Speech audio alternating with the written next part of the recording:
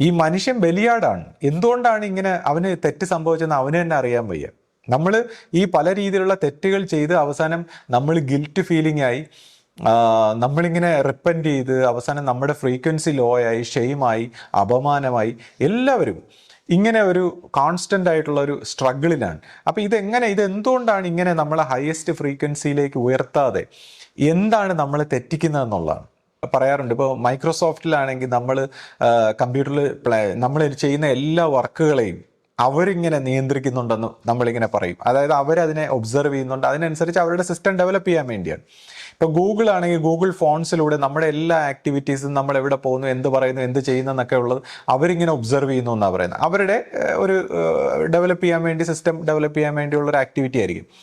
അപ്പോൾ ഇതുപോലെ തന്നെ ഒരു മിസ്റ്റിക്കലായിട്ട് പാശ്ചാത്യ സ്വഭാവത്തിലൊക്കെ പറയും ഇല്ലുമിനാറ്റി എന്ന് പറഞ്ഞിട്ട് ഒരു കണ്ണിൻ്റെ ഒരു കണ്ണ്, അതായത് എല്ലാം ഇങ്ങനെ കാണുന്ന ഒരാൾ.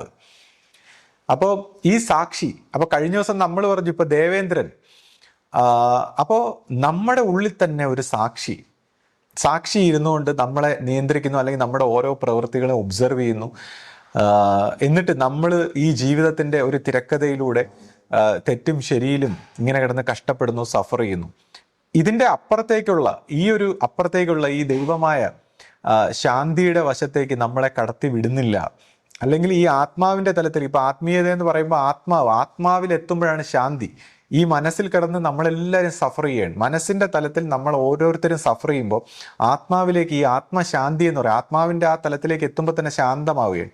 അപ്പോൾ ഈ ശാന്തിയിലേക്ക് പോകാതെ സഫർ ചെയ്യുന്നു. അപ്പോൾ ഈ സഫർ ചെയ്യുന്നത് ഈ മെറ്റഫോറിക്കലായിട്ട് ഈ പല പല കഥകളിലൂടെ പറയുമ്പോഴും അതിനൊരു കാരണമുണ്ടോ? അല്ലെങ്കിൽ ഇപ്പോൾ സയൻസിൻ്റെ ലെവലിൽ ഞാനിപ്പോൾ കഴിഞ്ഞ ദിവസം പറഞ്ഞു ഒബ്സർവർ, നമ്മൾ ആ സാക്ഷി എന്ന് പറയുന്ന തലത്തിലേക്ക്, നമ്മളിപ്പോൾ ഒരു വ്യക്തി എന്ന് പറയുമ്പോൾ നമ്മൾ ഈ നമ്മുടെ ശരീര, മനസ്സ്, നമ്മുടെ അഹന്ത, അതിൻ്റെ അപ്പുറത്ത് നമ്മൾ സാക്ഷിഭാവത്തിലേക്ക് എത്തുന്നു. അതിൻ്റെ അപ്പുറത്തേക്ക് നമ്മൾ മെഡിറ്റേഷനൊക്കെ ചെയ്യുമ്പോൾ ഈ പറയുന്നവരെല്ലാം സാക്ഷിഭാവത്തിലേക്ക് പോകുന്നു.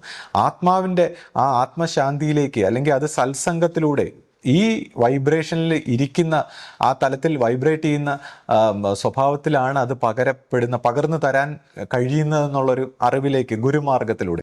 ഇങ്ങനെ ഒരു മിസ്റ്റേക്ക് സംഭവിച്ചു, അതിനുശേഷം ഒരു ശാപമുണ്ടായി. അപ്പോൾ ഈ സൃഷ്ടിക്രമത്തിൽ ഈ പറയുന്ന കണക്ക് ദൈവം എന്ന് പറയുന്ന ഒരു എലമെൻ്റ്, അല്ലെങ്കിൽ പരമമായ ആ പരമാത്മാവിൻ്റെ ഒരു ഭാഗം ആബ്സെൻ്റ് ആയിപ്പോയി. പിന്നീട് ഈ മനസ്സിൻ്റെ തലത്തിലാണ് ഈ സൃഷ്ടി ഇവോൾവ് ആയത്. അപ്പോൾ ഒരു മനസ്സ്, ഈ മെട്രിക്സ് ഉണ്ടായിട്ട് ഇതിനെ ദൈവികമായൊരു തലവുമായിട്ട് ബന്ധപ്പെടാൻ സാധിക്കുന്നില്ല എന്നുള്ളൊരു വിശേഷം ഉണ്ടെന്ന് പറയുന്നു. അപ്പോൾ ഞാൻ കഴിഞ്ഞ പ്രാവശ്യം ഒരു കോൺസ്പിറസി തിയറി പറഞ്ഞു.